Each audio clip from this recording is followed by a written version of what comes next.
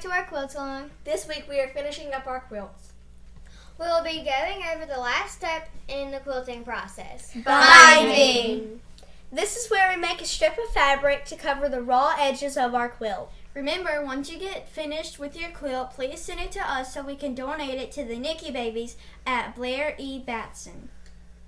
For more info, check out the description box down below. So let's get to it. The binding process requires many different steps, but overall it is very enjoyable. There are many different ways to make and sew binding to a quilt. If you were to ask 10 different quilters how they make binding, you could get 10 different answers. Today we'll be sharing with you how we prefer to make the binding. However, we encourage you to try out different ways and find out which one you prefer the best. The first step to making binding is cutting your fabric. We like to use a rotary cutter and cutting mat, but you can use fabric scissors as well. We will have a pattern piece on our Facebook page under files that you can print out and use if you are using scissors. Some quilters cut out 2 1/4 inch strips, and some quilters cut out 2 1/2 inch strips. We are cutting 2 1/2 inch strips. This gives a slightly wider binding that is great for sewing the binding on with a sewing machine. Cut 5 strips. You will cut them 2 1/2 inches long and the entire width of the fabric. If you are using scissors to cut your binding, double fold your fabric. It should be 4 layers thick. Now that we have cut our fabric, we need to sew the strips together. Lay one strip right side of the fabric up. Next, lay another strip right side down and perpendicular to the bottom strip. Always remember the right sides of the fabric always touch. Right sides together, always. Now, pin the fabric together.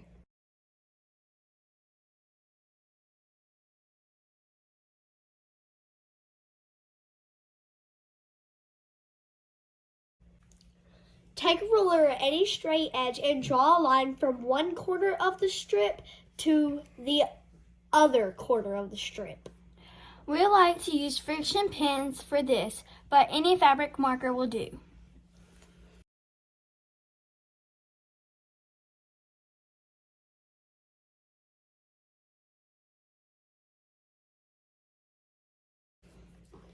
Now pick up your strips and take them to your sewing machine. Sew along the line you just created.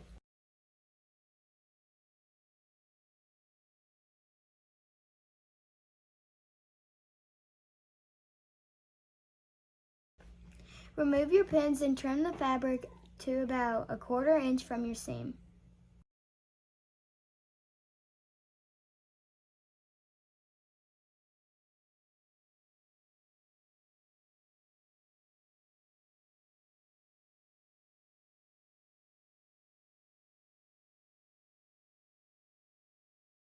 Press the seam open.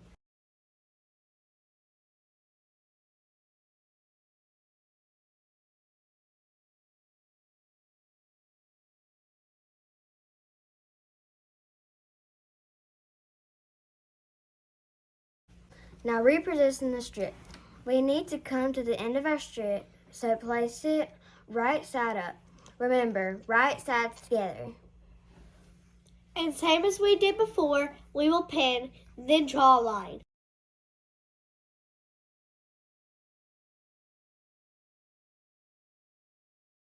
Then sew that line.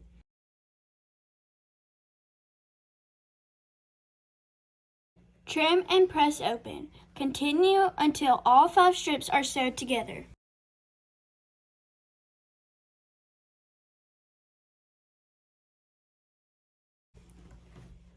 Okay, now let's move on. Now we are going to iron this long strip in half. This time we are ironing the wrong sides of the fabric together. Yeah, we don't want to see those seams. This takes a few minutes.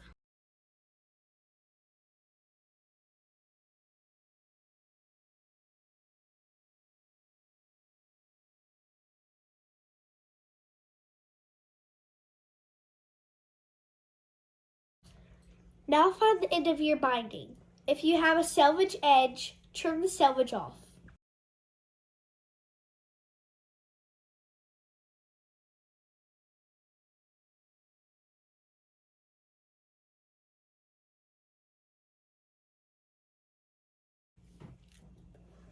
Open the strip, fold the top corner down so that it now is in line with the bottom edge. Now press.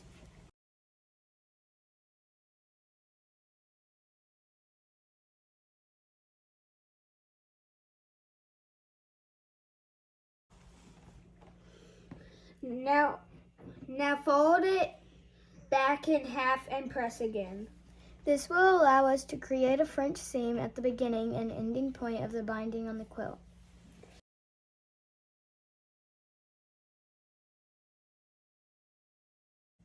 You will only need to do this one side of the binding. If you have not removed your quilt pins yet, now is a good time to do so. We need to square up our quilt to get it ready for binding. This just means we are trimming the edges of the quilt to make them super straight. We like to use a rotary cutter and cutting mat, but you can use a fabric scissors too. Using the ruler, place it at the edge of your blocks on the front of the quilt. When you have the edge straight, use the rotary cutter to trim any excess batting or backing fabric. Continue all the way around the quilt until all of the edges are straight.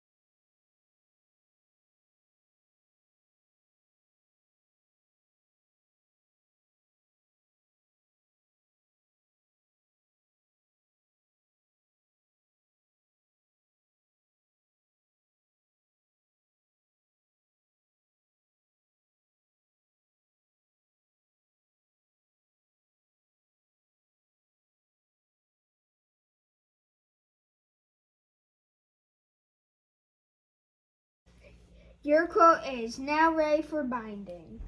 Take your binding, starting with the French seam we created.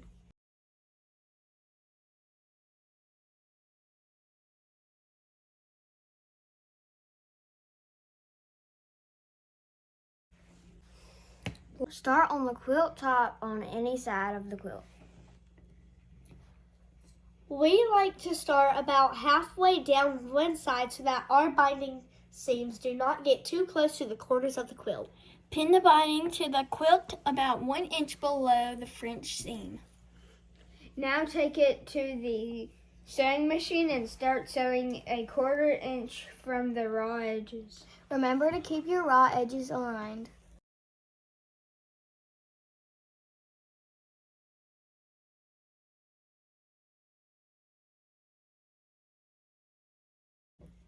Important tip: do not stretch or pull your quilt or binding fabrics as you sew. This will cause the edges of your quilt top to warp or appear wavy. Now we are coming to a corner of our quilt. Stop a 1/4 inch from the end of the quilt and backstitch. A lot of sewing feet will have guides, so you will know where to stop. If yours does not have a guide, feel free to mark a 1/4 inch with a fabric marker. Cut the thread. Now take the remaining binding and fold it up. You want the corner of the quilt and the corner of the binding to line up.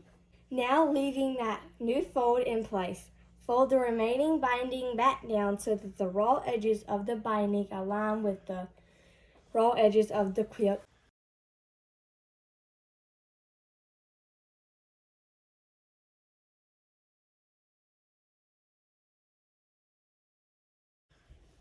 Pin in place. Use a fabric marker to mark the bulky seam underneath. You will be able to feel the seam with your fingers.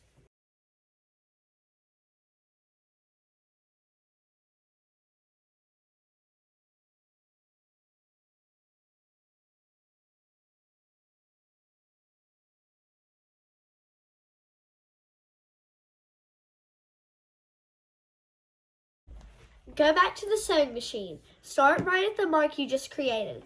Backstitch when starting, but be sure not to go past your mark. Continue sewing as you were before until you get all the way back around to your French seam. When you get back to where you started, you open your French seam and place the end of the binding inside. If you have extra length, trim it right where you started to sew in the beginning.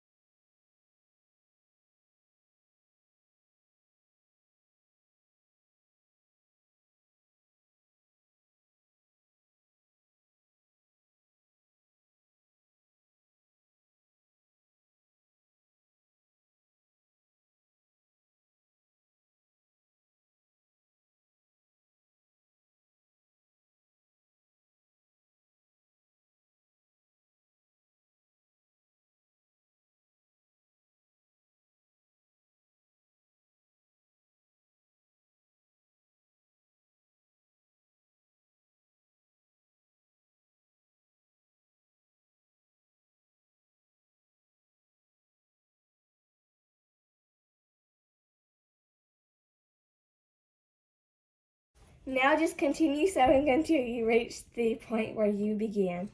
Backstitch, then cut your thread.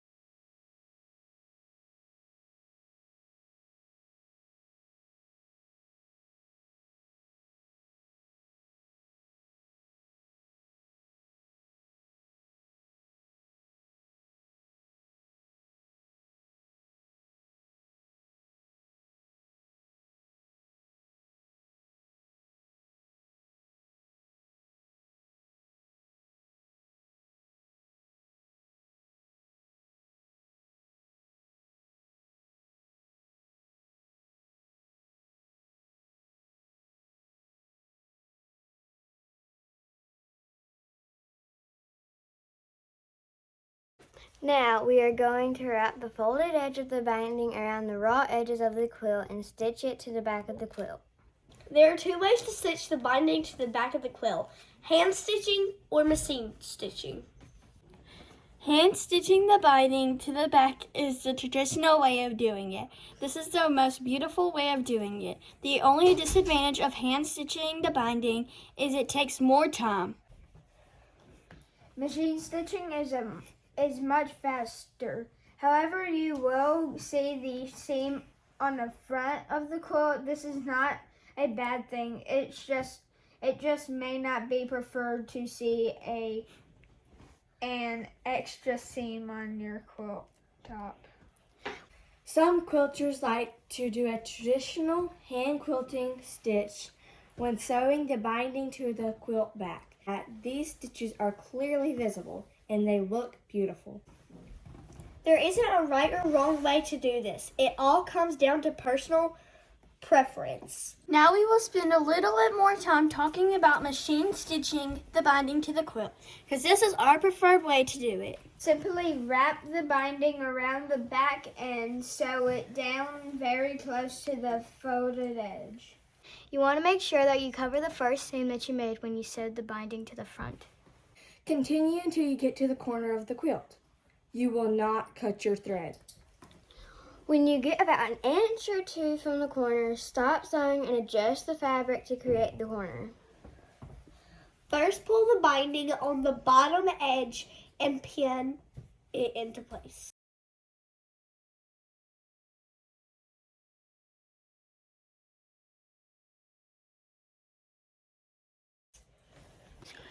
Then fold the right side over and adjust the fabric until you have a beautiful mitered corner. We like to use a seam ripper to help adjust the fabric and then hold it into place. Now continue sewing until you get to the corner where the two sides overlap. Stop directly in that spot. Lift your presser foot and turn your quilt to continue sewing the binding to the quilt. Continue until you make it all the way around your quilt.